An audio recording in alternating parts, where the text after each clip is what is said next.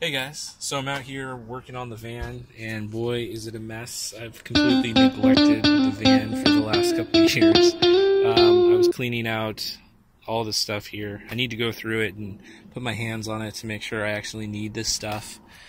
Some of the canned food that I had in there, a lot of canned food, expired in 2015. That's right, 2015 on my first road trip.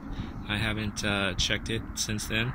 That was full of canned food. I'm not doing too well at this van stuff here. So here's a problem, and this is a major problem to the van. It's going to be very costly for me. So I've got my ARB fridge. I love this fridge. It's so awesome. You can see, I don't know, can you see? It's at 12.6 amps or whatever. And turn on the fridge here.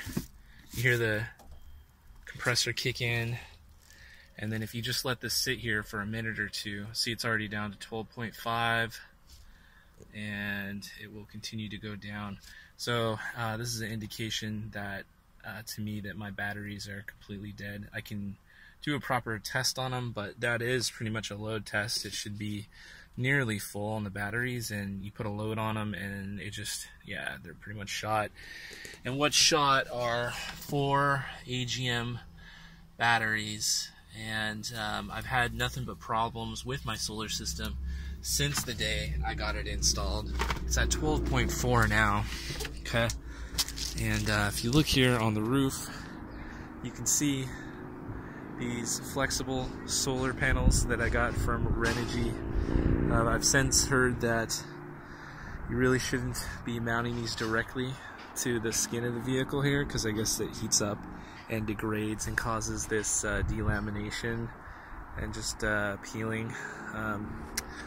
Yeah, so I can just put my finger on there and it's just the cells are just degrading in the sun. What's more, I thought that, well, maybe my problem is that my solar power, my generation is just underpowered for these batteries. The general rule is to have one 100-watt solar panel per battery. On top of it, these flexible ones are less efficient, and so I would need more of them. I did purchase an additional panel for $200, and you know, I've just been so lazy, and it shows because I haven't even hooked this thing up. I just mounted it on the got some of that 3M adhesive UVB tape and mounted it, but you can see, yeah, it's just sitting there. I haven't done anything with it, and it's already starting to degrade. The cells are, you know, I've heard that these have been improved with better, I guess, plastic, some acronym EVPM or some crap like that, but you can see it's still a problem. I just got this panel this year. This was like 2015 for these, and then this is 2017, and already it's starting to degrade. But what's more, like I say, it was completely underpowered since the day I got it, and all of that half charging and never really maintaining adequate battery levels has been rough on these batteries. And as you can see, I've wasted $1,200, I think, was the cost for all of those. So it's just a real shame. My inexperience in installing this is what cost me all that money. I just wanted to go big in the beginning and not have any issues with solar. You know, they say to size out your batteries for your needs, and I thought, well, if I just get 4, you know, I'm good to go. But the problem is you need to keep those batteries full. What I should have done is, being that I only had 2 panels, I should have just only hooked up 2 of the batteries. So, I mean, that was just another mistake that could have maybe increased the longevity of these batteries. But they are AGM. I mean, they do, like lead acid batteries, they have a rather short lifespan, even if you take care of them. So we're at 2 years now. You know, it's just one of those expenses with solar. Solar can be really expensive. So for my needs, I really don't need much. Okay, so here's the deal. I'm going to be going on a road trip, and the first plan is to stop by my brother's house and do some van work. He's got a garage, so I can take advantage of that, and I'll put some hours into revitalizing this thing. I got to get the solar working. Like, you're nothing on the road if you don't have solar. Like, you need that for freedom, you know, just the ability to have your own power. I still have my shower and all that stuff. That's great, but you know, at the end of the day, for me, someone who relies on this for his job, you know, like I need internet and electricity. So that's a whole nother story. I'm out of work right now, and just trying to take advantage of this short time that I have, just to get out there. I'll talk about where I'm going to be going in another video, but just wanted to share with you the ARB fridge is awesome. I love it, and it's still working great. It's just that it turns off because of there's like a low power feature on there. When it gets to 12.1 volts, it shuts itself off, and so it's running for a couple minutes and then it turns off. It's going from 12.6 to 12.3 and bouncing back, and I assure you that's going to be going down again. So this will shut off in a second. So anyways, yeah, I'm just cleaning up all my old expired food. I mean, God, how much gas have I wasted in just the amount of you know, from all that weight hauling those cans around for years. I feel really stupid. Another upgrade I'm looking into is getting a high top roof installed on here. And while I know it'll blow my stealth, I mean, my stealth is pretty blown already with these this fan right here. Didn't even mention this. So for the solar panels, I've got a plan. I've got 4 of the regular type solar panel, rigid panels or whatever, 100 watt each, 4 of those. And those were on the top of my RV that I have, my Class C, parked at my brother's house that's just in storage right now at his place. I don't even have plans to use it, so I probably should sell that. But anyways, I have solar on there, so I'm going to try and reclaim those panels since I'll be going up there. I haven't seen Ellie in like 2 years, so it'll be nice to see her. And then, yeah, we'll rip these stupid panels off or just leave them in place and then mount the other solar panels on top of those. And it'll be a temporary install because I want to eventually get a high top roof.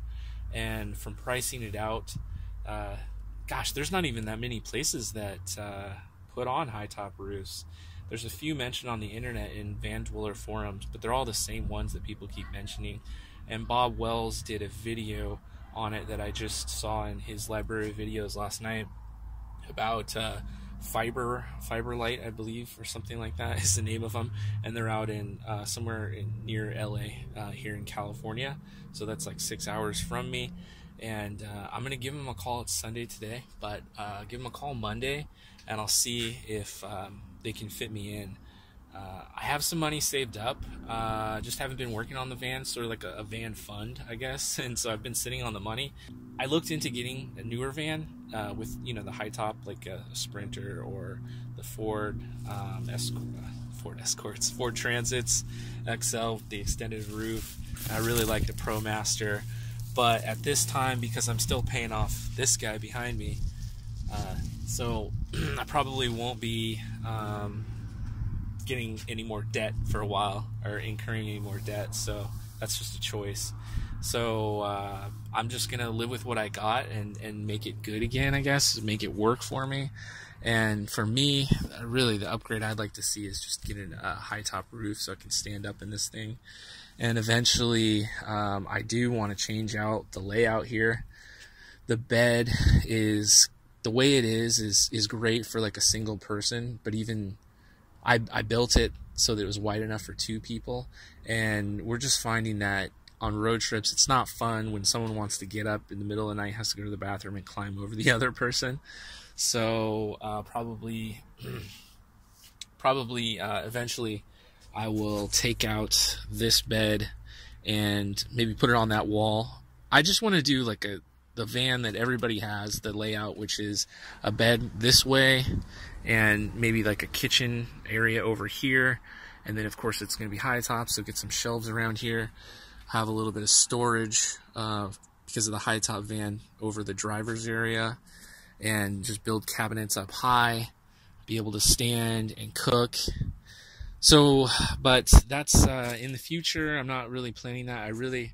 I look back at some of my trips before, and the one thing that I regret the most is not getting started soon enough. In my 2015 road trip, I spent so much time, we did spend so much time on getting the solar installed. sorry, the insulation installed, and I just regretted that because it didn't really make sense for the climate I was driving into.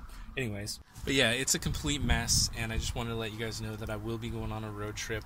And before I do that, I'm going to be working on the van, do a few van upgrades or repairs, I should say. And then I'll be heading to a destination that I'll let you guys know about later. So you guys can expect a few more updates from my channel, some regular videos. And duration of this road trip is, I don't know. I'll tell you more about that later. It's kind of up in the air right now. But I have a destination in mind and some loose plans, and it'll include seeing Ellie again, so that'll be awesome. All right, take care, guys. Yeah, cool. Want to trade hats with the girls? Hey, Goofy. Woo! Hi.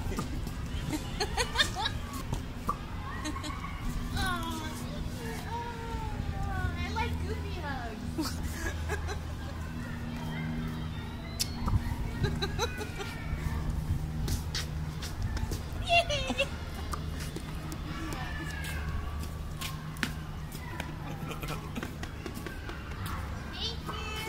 Thank you. Bye-bye.